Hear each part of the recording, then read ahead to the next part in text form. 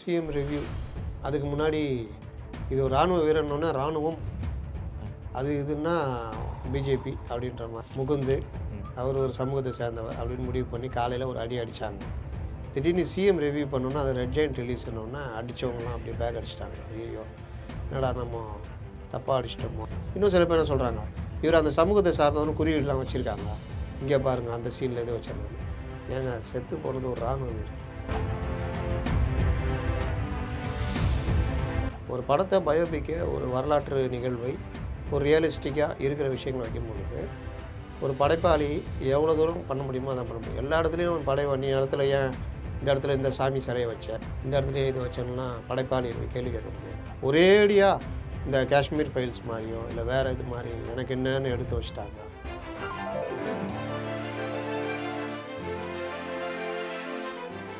Channel 5 cinema நேயர்களுக்கு வணக்கம். இன்றைய நேர்காணலில் நம்முடன் இணைந்திருப்பவர் பத்திரிகையாளர் திரு அப்துல் முத்தலிஃப் அவர்கள். வணக்கம் சார். வணக்கம். அமரன் ரிலீஸ் ஆகி ஒரு வாரம் கழிச்சு மாபெரும் வெற்றியாக ஓடிட்டு இருக்கு. ஒரு 8 நாளில் 200 கோடி கலெக்ஷன் அப்படின்னு அஃபிஷியலாக அவங்களும் சொல்லியிருக்காங்க. இதெல்லாம் தாண்டி பார்க்கும்போது எல்லா அரசியல் கட்சிகளும் இந்த படத்துக்கு ஆதரவாக இருக்காங்க. சிஎம்லேருந்து எதிர்க்கட்சி தலைவர் மட்டும்தான் சொல்லலை, மற்ற எல்லா கட்சியினரும் படம் பார்த்துட்டு அப்படி இப்படின்னு புகழ்ந்துட்டாங்க. எதுக்காக இதெல்லாம்? கமல்ஹாசன் அவருடைய தயாரிப்புங்கிறதுக்காகவா, இல்லை ஒரு இராணுவ வீரன் அவருடைய கதை அப்படிங்கிறதுக்காகவா? எல்லா கேள்வி நீங்களே கேட்டு நீங்களே பதிலும் சொல்லிட்டீங்க. என்ன பண்ணுறது? அதாவது சிஎம் ரிவ்யூ அதுக்கு முன்னாடி இது ஒரு இராணுவ வீரன்னொன்னே இராணுவம் அது இதுன்னா பிஜேபி அப்படின்ற மாதிரி முகுந்து அவர் ஒரு சமூகத்தை சேர்ந்தவர் அப்படின்னு முடிவு பண்ணி காலையில் ஒரு அடி அடித்தாங்க. திடீர்னு சிஎம் ரிவ்யூ பண்ணோன்னா அது ரெட் ஜெயின்ட் ரிலீஸ்னோன்னா அடித்தவங்களாம் அப்படியே பேக் அடிச்சிட்டாங்க. ஐயோ என்னடா நம்ம தப்பாக அடிச்சிட்டோமோ அப்படின்னு. இது ரிலீஸு கமல் தயாரிப்பு, ரிலீஸு இவங்க ரிலீஸு, அதனால் இந்த சைடு ஆதரவு வந்துச்சு. சிஎம்மும் படம் பார்த்து ரிவ்யூ பண்ணிட்டாரு. இந்த சைடு இராணுவ வீரர் பொதுவாக அதெல்லாம் பார்க்கும் பொழுது பாஜக எதிர்ப்பு இல்லை. அண்ணாமலையே லண்டன்லேருந்து ஆதரவு இது கொடுத்துட்டாரு. அதனால் அந்த சைடும் பிரச்சனை இல்லை. எனக்கு தெரிஞ்சு எல்லாராலும் வாழ்த்தப்படுற படம் இதாக தான் இருக்குன்னு நினைக்கிறேன். காங்கிரஸ்லேருந்து போய் பார்த்துட்டாங்க, சீமான் பார்த்துட்டு அவரும் இது பண்ணிட்டாரு. அப்போ இது ஒரு வகையில் எல்லோராலையும் ஏற்றுக்கொள்ளக்கூடிய படமான. பொதுவாக இந்த படத்தை பற்றி பல விமர்சனங்கள் வருது. ஒரு பக்கம் என்ன சொல்கிறாங்க, அவருடைய என்ன சமூகத்தை சார்ந்தவன் சொல்லலை அப்படின்னு. நான் திரைத்துறை சார்ந்த அவங்க நெருங்கின நாட்களையே பேசும்போது என்ன சொல்கிறாங்கன்னா, சார் அவங்க பெற்றோர் முதல்ல சொன்னது இது, நீங்கள் அவருடைய தியாகம் வீரத்தை பற்றி எடுக்க போகிறீங்க, ப்ளஸ்ஸு அவருடைய பர்சனல் லைஃப், திருமண வாழ்க்கை, காதல், இந்த மாதிரி அதை மட்டும் ப்ரொஜெக்ட் பண்ணுங்கள். அவர் ஒரு இராணுவ வீரராக வாழ்ந்து இறந்து போனார், அதை ப்ரொஜெக்ட் பண்ணுங்கள், வேறு விஷயங்களில் நீங்கள் இது பண்ணாதீங்கன்னு ஒரு கண்டிஷனாகவே வச்சாங்கன்னு சொல்கிறாங்க. அப்போ அந்த இதை பெருசாக இது பண்ணலாம் இருக்குது. இன்னும் சில பேர் என்ன சொல்கிறாங்க, இவர் அந்த சமூகத்தை சார்ந்தவரும் குறியீடுலாம் வச்சுருக்காங்க, இங்கே பாருங்கள் அந்த சீனில் எது வச்சுருந்தாங்க. ஏங்க செத்து போனது ஒரு இராணுவ வீரர், வீர மரணம், பரம்வீர் சக்ரா விருது. ஒரு டீமுக்கு தலைமை தாங்கி அவர் போயிட்டு கூட தேவையில்லை, வேறு 2 பேரை கூட அனுப்பிச்சிருக்கலாம். தலைமை தாங்கி போய் அவன் பார்த்தீங்கன்னா ஒரு பெரிய கந்தகாரில் ரிலீஸ் பண்ணுவாங்க அந்த தீவிரவாத அசூத் மசார் சொல்லிட்டு. அந்த மசார் இன்றைக்கி சர்வதேச தீவிரவாதியில் அறிவிக்கப்பட்ட ஆள். அந்த இதுடைய சேர்ந்த தீவிரவாத இயக்கத்தை சேர்ந்த ஆள் தான் இவர் போய் பிடிக்க போய் சண்டையில் தான் இவர் இறந்து போகிறார். தளபதியோட நடந்த இதில் தான். அதில் கொஞ்சம் பேரை இவர் கொல்லுவார். இவர் அப்படிப்பட்ட ஒரு வீர மரணம். இதை போய் ரொம்ப எடுத்து சரி அந்த இது ஒரு பயோபிக். இதில் கூட காமெடி கூட சொன்னாங்க, ஒருத்தர் 2 பேர் பேசிக்கிற மாதிரி வரும், படம் நல்லா இருக்குதுண்ணா, சூப்பர்ண்ணா அப்படின்னு. கடைசியில் சிவகார்த்திகேயன் செத்து போகிறது தானே பிடிக்கல எனக்கு அப்படின்னு. அவர் அடித்து கொன்றுவோம், ஒழுங்காக ஃபோனை வைக்கின்னு. அப்போ எந்த அளவுக்கு இது ஒரு புரிதல் இல்லாமல், இது ஒருத்தருடைய பயோபிக்கு. அவர் ஒரு இராணுவ வீரர். இராணுவ வீரர் எல்லாருக்கும் பொதுவானவர். இவருன்னா நான் போய் அங்கே இந்த சமூகத்துக்கு மட்டும் சண்டை போடுவேன் அப்படியா போட்டார்? அவர் இந்தியாவுக்காக சண்டை போட்டார். இந்தியர்கள் நமக்கு எதிரி யார்? அண்டை நாட்டில் நம்ம எதிரியானாக்கணும்னா பாகிஸ்தான். பாகிஸ்தானில் இருக்கிறவங்க நம்ம சமயத்தை சேர்ந்தவங்க, நம்ம மதத்தை சேர்ந்தவங்கனால நம்ம அவங்கள ஆதரவெல்லாம் பார்க்க முடியாது. நீங்கள் போங்களேன் இங்கேருந்து, அங்கே அப்படி பார்க்க மாட்டாங்களே, உங்களை இந்தியராக தான் பார்ப்பாங்க. அப்போது அங்கேருந்து நம்ம நாட்டுக்குள்ளே ஒரு தீவிரவாத செயலில் ஈடுபடுறவர் தீவிரவாதி தான் பார்ப்பாங்க. நீங்கள் ஏன் அதை போய் சொல்கிறீங்க பண்ணுறீங்கன்னு யாரும் சொல்ல முடியாது. நம்ம இந்தியர்கள், நம்ம நாட்டு சட்டத்திட்டம் இருக்குது. அப்போ நம்ம பார்க்கும் பொழுது நம்ம நாட்டு இராணுவ வீரர் ஒரு தீவிரவாதத்துக்கு எதிராக போரிட்டு வீரமரணம் நாடுறாருன்னா அவரை நம்ம பெருமைப்படுத்தி பேசணும். அந்த இடத்துல இவரை கொல்ற மாதிரி எடுத்திருக்காங்களே, அதை பண்ணுற மாதிரி எடுத்திருக்காங்கன்னா அதெல்லாம் நாட்டு இறையாண்மைக்கு எதிரான விஷயம்தான். ரெண்டாவது என்ன பிரச்சனை வந்தது, அந்த வார்த்தை, அந்த ஸ்லோகன் ஜெய் பஜ்ரங் பாலின்னு. நம்ம இராணுவத்தில் பார்த்தா பல பிரிவுகள் இருக்குது. ஒவ்வொரு பிரிவுக்கும் ஒவ்வொரு கிரைஸ்னு சொல்லுவாங்க. அந்த கிரைஸ்னால் கோஷங்கள், ஒரு எமோஷ்னல் இதை உருவாக்குறதுக்கு. அந்த கோஷம் வந்து ஒவ்வொரு பிரிவுக்கும் ஒவ்வொரு இதுவும் இருக்கும். அதில் இவர் இருந்த ஆர்ஆர் ராஜ்புத், ராஜஸ்தான் ராஜ்புட் இதுன்னு சொல்லிட்டு ஆர்ஆர் இதுன்னுவாங்க. அந்த பிரிவில் வந்து இந்த ஜெய் பஜ்ரங் பாலின்றது, அதில் எந்த மத கிறிஸ்துவராக இருந்தாலும் முஸ்லீமாக இருந்தால் யாராக இருந்தாலும் இராணுவ வீரர் தாங்க. அவங்களுக்கான அந்த ஆர்ஆருக்கான கோஷம் அதுதான். அதை தான் எல்லாம் கடைப்பிடிப்பாங்க. அதில் அது ராஷ்ட்ரிய ரைஃபிள்ஸ்னு ஆர்ஆர்னு.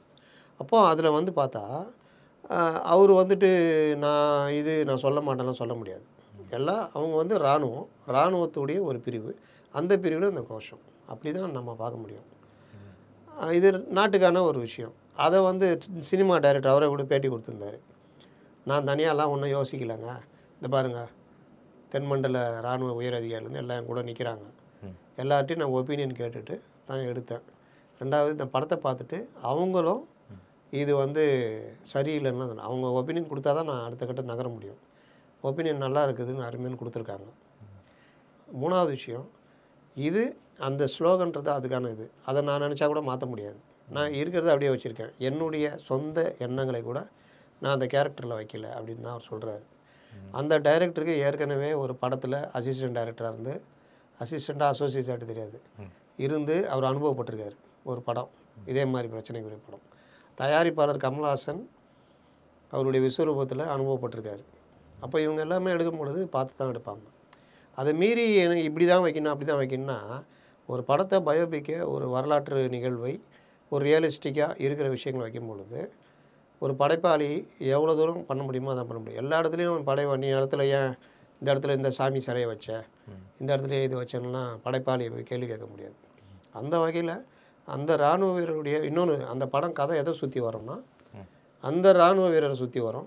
அவருடைய காதல் வாழ்க்கை, அவருடைய காதல் மனைவி, குடும்பம், அதில் கொஞ்சம் இந்த சண்டை, இது லாஸ்ட்டில் அவர் இறந்து போகிறது. இப்படி தானே படம். இதை தாண்டி வேறு எதாவது இருக்கா? வேறு எது இல்லை. மோடி வந்து எதாவது பேசுகிறாரா? இல்லை. தீபாவளி கொண்டாடுற சீன் இருக்கா? அப்போது இந்த இதை சுற்றி தான் இருக்குது கதை. அந்த கதையில் எவ்வளோ ரியலிஸ்டிக்காக பண்ணியிருக்காங்க, அது ரியலிஸ்டிக்காக இருக்கா இல்லையா, என் சமூகத்தை ஏன் சொல்லலை அப்படின்னு கேள்வி கேட்க வேண்டியது அவருடைய மனைவி, அவருடைய தாய் தந்தை. அவங்களே படம் பார்த்துட்டு ஓகே அருமையாக இருக்குதுன்னு சொல்கிறாங்க. அப்புறம் என்ன நமக்கு பிரச்சனை? அதனால் இன்னொன்று, காஷ்மீரில் பல பிரச்சனைகள் இருக்குது. காஷ்மீர் தீவிரவாதிகள் இந்தியாவுக்குள்ளே வந்து காஷ்மீரில் பாகிஸ்தான் தீவிரவாதிகள் காஷ்மீருக்குள்ளே வந்து இந்திய நாட்டுக்கு எதிராக தீவிரவாத செயல்களை தனியாக செய்ய முடியுமா? அப்போது சில பேர் அவங்க வந்து மூளைச்சலவை செய்து, நல்லா கவனிங்க, சில பேரை மூளைச்சலவை செய்து தங்களுடைய இதுக்காக பயன்படுத்துவாங்க. இது நடக்கும். இது எல்லா நாட்டிலையும் நடக்கும். எல்லை நாடுகள் இருக்க அந்த நாடுகளில் இந்த வேலைகளே பண்ணுவாங்க. அப்போ அந்த மாதிரி நடக்கிற இதை வந்து நம்ம ஆளுன்னு சொல்லிட்டு விட்ருவாங்களா? இப்போ ஒன்றும் இல்லை, ஒரு பஞ்சாப் ரெஜிமெண்ட்டோ ஏதோ ஒரு இதில் ஒரு டிஎஸ்பி ரேஞ்சில் இருந்தவர் ஒரு தீவிரவாத செயலுக்கு உடந்தையாகவே இருந்திருக்காரு. பிடிச்சி அரெஸ்ட் பண்ணியிருக்காங்க. யார்? இராணுவ வீரர். அந்த மாதிரிலாம் நடந்திருக்கு. அப்போது நீங்கள் சாதாரண சிவிலியன் எப்படி இருப்பான்?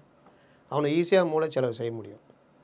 அப்போது இந்த மாதிரி விஷயங்களை வந்து படத்தில் சில இடங்களில் வச்சா அதை வைக்கக்கூடாதுன்னு சொல்ல முடியாது. அதை தான் சொல்கிறேன், படைப்பாளியுடைய இது ஒரேடியாக இந்த காஷ்மீர் ஃபைல்ஸ் மாதிரியோ இல்லை வேறு இது மாதிரி எனக்கு என்னன்னு எடுத்து வச்சுட்டாங்க அப்படின்னு சொன்னால் ரைட்டு. இது ஒரு வீரரை சுற்றி நடக்கிற கதை. அதனால் அவ்வளோதான் அது மேலே. அதனால் எல்லோரும் பாராட்டுறாங்க.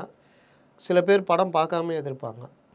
அப்போ படத்தை பார்த்துட்டு என்ன கேட்டால், இந்த பட தயாரிப்பாளர்கள் பிஜேபி கூப்பிட்டீங்க, காங்கிரஸ் கூப்பிட்டீங்க, டிஎம்கே கூப்பிட்டீங்க, ஏடிஎம்கே அவருக்கு பியூர் அரசியல்வாதி, அவருக்கு இது வேலை இல்லைன்னு அவருக்கு தெரியும். அப்போ அவர் வந்து பட நிறுவனம் நடத்தலை, இல்லை எதுவும் நடத்தலை, அவர் எதுவும் இதாகலை. இல்லை வேறு யாராவது அமைச்சர் கூட பார்த்துட்டு படத்தை பார்த்துட்டு சொல்லலாம் நல்லா இருக்குன்னு. இப்போ செல்லூர் ராஜு இருக்காருன்னா அவர்லாம் சொல்லுவார். அப்போ அந்த மாதிரி அதே மாதிரி இஸ்லாமிய அமைப்புகளையும் கூப்பிட்டு படத்தை பாருங்கள், உங்களுக்கு எங்கே பிரச்சனைன்னு சொல்லுங்கள், இல்லை நல்லா இருந்துச்சுன்னா நல்லா இருக்கு சொல்லுங்கள் அப்படின்னு கூட அந்த பட தயாரிப்பு நிறுவனம் பண்ணலாம். என்னுடைய சஜஷன் இதுக்கும் முத்தலீஃப் தான் அந்த படத்துக்கு ஆலோசகர்னு தான் சொல்கிறாதீங்க. ஓகே அது ஒரு யோசனைன்றேன். ஓகே. ஓவராலாக பார்க்கும்போது சார், நம்ம இந்த பொலிட்டிக்கல், இந்த ஜாதி ரீதியான சமூக ரீதியான விஷயங்கள் எல்லாமே தெளிவு வச்சுட்டு படமாக பார்க்கும்போது சிவகார்த்திகேயன் அவருடைய நடிப்பு வந்து ரொம்பவே சிறப்பாக இருந்தது. அவருடைய லெவல்லேருந்து இப்போ ஒரு அடுத்த லெவல் போயிருக்காரு அப்படின்னு தான் விமர்சனங்கள் எல்லாமே நான் வந்திருக்கு. முந்தா நாள் சேனல் ஏதோ ஒரு படம் பார்த்துட்டு இருந்தேன். ம். அதில் வந்து ஒரு பெண்ணை விரும்புவாப்புல, அந்த பெண் இவரை விரும்பாது. ம். விரும்பாதுன்னா அந்த ஊர்லேயே சும்மா சுற்றிக்கிட்டு இருக்க கும்பலில் ஒரு பையன். இது பெரிய இடத்து பொண்ணு அது. யாருக்கோ பேசியிருப்பாங்க. அந்த ஃபேமிலியே ஒரு ரவுடி ஃபேமிலி மாதிரி. ம். இவன் போய் லவ் சிவகார்த்திகேயன் சொல்லும்போது அது சொல்லும், உனக்கு தேவையில்லாத வேலை, அவன் காலில் விழுந்து கும்பிட்றேன், என்னை விட்டுரு, நான் நிம்மதியாக வாழ்கிறேன், உனக்கும் பிரச்சனை, நீ இந்த மாதிரிலாம் பேசிகிட்டு இருக்க பத்தியா, நீ யாராவது ஒரு பொண்ணை பார்த்து கல்யாணம் பண்ணிட்டேன்னா அந்த பிரச்சனைலாம் முடிஞ்சிடும், என்னை விட்டுருன்னு. அங்கேருந்து ஃப்ரெண்டுங்க பார்த்துட்டு என்னை விட்டுறாத, என்னை கண்டிப்பாக என்னை கூட்டிகிட்டு போய் ஊரை விட்டு கூட்டு போய் கல்யாணம் பண்ணு அப்படின்னு சொன்னாங்கன்னு. இவன் வந்து அப்புறம் சிவகார்த்திகேயனும் சொல்லி பார்ப்பாப்புல. அப்புறம் ஒரு போதையில் அந்த பொண்ணு போய் வாழ்த்து சொல்லிட்டு அந்த பொண்ணை தூக்கி ஃப்ரெண்ட்ஸுங்க கடத்துவாங்க. போயிடுவாங்க. இப்படி இருந்த சிவகார்த்திகேயன், இந்த கேரக்டர் பண்ணியிருந்த சிவகார்த்திகேயன், அதில் கூட நண்பராக பண்ணியிருந்த சூரி, இவருடைய வளர்ச்சியை பாருங்கள். ஒரு பக்கம் ஒருத்தர் இராணுவ வீரராக நடித்து ஹை லெவல் ஒரு பிக்சர், சொல்ல முடியாத அவார்டு கொடுத்துருவாங்க. இன்னொரு பக்கம் விடுதலை கொடுத்துருக்கணும்ல நியாயப்படி. அதாவது சிறந்த மாநில மொழி படத்துக்காக கொடுத்துருக்கணும். அந்த மாதிரி கூட சூரிக்கு கொடுக்கல. ஒரு நல்ல சிறந்த நடிகர் கொடுத்துருக்கலாம். ஆனால் ஒரு காமெடியன், ஒரு ஹீரோவாக, ஒரு கான்ஸ்டபிள் எப்படி இருப்பான் அப்படின்றது பண்ணல. 2 கிடைக்குதா தெரில. 2ல் விஜய் சேதுபதி தட்டு போயிடுவார்னு நினைக்கிறேன். அவரை சுற்றி தான் கதைன்னு நினைக்கிறேன் விடுதலை 2. அப்போது இவங்க 2 பேருடைய அந்த வளர்ச்சி தெரியுதா? இதுதான் ஒரு கலைஞனுடைய இது. இப்போ விஜய் சேதுபதி இருக்கார். அவர் வந்தப்போ ஒரு படத்தில் புதுப்பேட்டையில் ஒரு சீனில் நிற்பார் பின்னாடி, ஞாபகம் இருக்கா? அந்த மாதிரி வந்துட்டு இன்றைக்கி விஜய் சேதுபதி ஹிந்தி லெவலில் பெரிய இது வெப் சீரிஸ் ஒன்று அந்த இதில் அந்த மாதிரி இன்றைக்கி பிக் பாஸ் தொகுத்து வளர்ந்துட்டுருக்காரு. இதுதான் ஒரு கலைஞனுடைய வளர்ச்சியாக நம்ம பார்க்குறோம். அந்த வகையில் சிவகார்த்திகேயன் அது உடம்பை ஏற்றுனதும் சரி, அந்த ரோலாக மாறுறது, இராணுவ வீரராக நடிக்கிறதுன்றது ஒரு தனி இது இல்லை. அந்த மாதிரி கூடுதலாகவும் பண்ணிக்க முடியாது. ஒரு கரெக்டான ஒரு இதாக பண்ணுறதுன்றது பெரிய விஷயம். நல்ல ஒரு முன்னேற்றம்னு சொல்லணும். சார், அந்த இப்போ விஜய் அவர்கள் வந்து இப்போது ரிட்டையர்ட் ஆகிட்டேன் அப்படின்னு மாதிரி சொல்லிட்டாரு, ஒரு படம் தடம் முடிச்சுக்கிறேன்ட்டாரு. இவர் அந்த பிளேஸை வந்து ரீப்ளேஸ் பண்ணிட்டார் அப்படின்னு நினைக்கிறீங்களா? ஏன்னா கலெக்ஷன் ஒரு 8 நாளில் 200 கோடி வந்திருக்கு. கிட்டத்தட்ட விஜய் மாதிரியே பண்ணுறாரு. அப்படிங்கும்போது விஜய் அந்த பிளேஸுக்கு வந்துட்டாரா? ரஜினிகாந்த் வந்து டாப் ஸ்டார். அவர் இடத்த விஜய் நெருங்கிறதுக்கு எத்தனை வருஷம் ஆச்சு? வசூல் வந்து அந்த ரேஷியோ, இவர் பெரிய ஆள், அவர் ரஜினி, கமல், விஜய், அஜித் இப்படிலாம் சொல்லுவாங்க. ஆனால் ரஜினி கமல்னு பார்த்தாலே அந்த ஒரு விக்ரம் கோடி 400 சில்லற கோடினோன்னா கமலுக்கு தலைகால் புரியல. பெரிய நடிகர், பெரிய இது. ஆனால் வசூல் ரீதியாக ரஜினியை நெருங்க முடியாமல் தான் இருந்தார். அப்போ அவர் ஒரு 400 கோடி ரூபா அப்படின்றப்போ அவருக்கு ஒரு இதாகிடுச்சு. இப்போ அடுத்து வர படங்கள்லாம் இதாகும். இன்றைக்கி நம்முடைய நண்பர் ஒரு பேட்டியில் கூட சொல்லுவார், இந்த இது ட்ரேடு இது பண்ணுறவர் விஜய் விஸ்வநாதன், நீங்கள் இந்த வயசுலேயும் 65 வயதை கடந்த 2 பேருமே சினிமாவை ஆண்டுக்கிட்டு இருக்காங்க. விஜயும் கமலை சுற்றி தான் படம் இதாகிட்டு இருக்குன்னு. அது உண்மை தான். இந்தியன் 2 ரொம்ப நாள் கழிச்சு அது ஏகப்பட்ட பிரச்சனை. அதனால் இந்தியன் 2. ஆனால் அடுத்து வர்ற கமல் படம்லாம் பார்த்திங்கன்னா வேறு மாதிரி இருக்கும். அவருக்கு பட தயாரிப்புலையும் ஏதோ ஒரு வகையில் ஒரு ஆளுமையாகவே அவரை சுற்றி இருக்குது. ரஜினி ஜெயிலரை அடிச்சுட்டு வேட்டைன்னு வரணுன்றாரு, ஒரு வேட்டைன்னு அடிச்சுட்டு கூலி, இந்த மாதிரி தான் அவர் அடுத்தடுத்து போய்கிட்டு இருக்காரு இந்த வயசுலேயும். அப்போ அவர் ஒரு பெரிய வசூல்.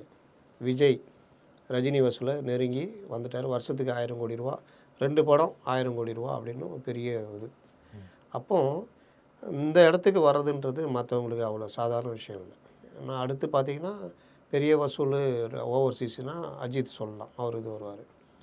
சிவகார்த்திகேயன், தனுஷ், சூர்யா, இப்போ கங்குவா வருது. இப்போ அந்த மாதிரி இந்த தனுஷ், சிம்பு, இந்த விஜய் சேதுபதி, இவங்க எல்லாமே ஒரு லெவல் அவங்களுக்குள்ள ஒரு போட்டி இருக்கும். அதில் வேணால் கொஞ்சம் மேலே சிவகார்த்திகேயனோ இல்லை மற்றவங்களோ யாராவது அவங்களுக்குள்ளே தான் வர முடியுமே தவிர, இப்போ விஜய் விட்ட இடத்த பிடிக்கணுன்றதுக்கு எவ்வளோ வருஷம் ஆகும்னு தெரியாது, சொல்ல முடியாது. யாராவது ஒருத்தர் இது பண்ணி கொஞ்சம் நெருங்கி வரலாம், இல்லை அந்த இடம் பிளாங்க் ஆகும்போது வரலாம். நல்ல படங்கள், நல்ல ஒரு மேக்கிங், இதுதான் வசூலை வாங்கி இது பண்ணி கொடுக்கும். ப்ளஸ் அதில் நல்ல கதை இந்த மாதிரி. இப்போ ரஜினினா பார்த்து தேர்ந்தெடுத்து பண்ணுவாப்புல. என்னதான் ஜெயிலர் அப்படி இப்படின்னு சொன்னாலும் அந்த படம் வந்து எங்கேயுமே நிற்காமல் அப்படியே மூவ் ஆகும். ரஜினியும் காமெடி அப்படி இப்படின்னு போகும். இந்த படமும் அப்படி தான், வேட்டையனும் கிட்டத்தட்ட அப்படி. இப்போ வந்து வெளி நடிகர்கள் பேன் இண்டியா ஆக்டர்ஸ்லாம் போட்டு அந்த வசூல் எடுத்துடுறாங்க. அந்த மாதிரி தான் நோக்கி நகருது. என்னை கேட்டால் நல்ல ஒரு கமல் இடத்துக்கு யார் அப்படின்றது இன்னும் யாரும் யோசிக்கவே மாட்டேங்கிறாங்க. ஒரு டெப்த்து கேரக்டர் அந்த மாதிரி அதுக்கு ரொம்ப பேர் போட்டி போட்டுட்ருக்காங்க. அதே மாதிரி ரப்பர் பந்து இந்த மாதிரி போடுற படங்கள்லாம் வேறு லெவலில் இருக்குது.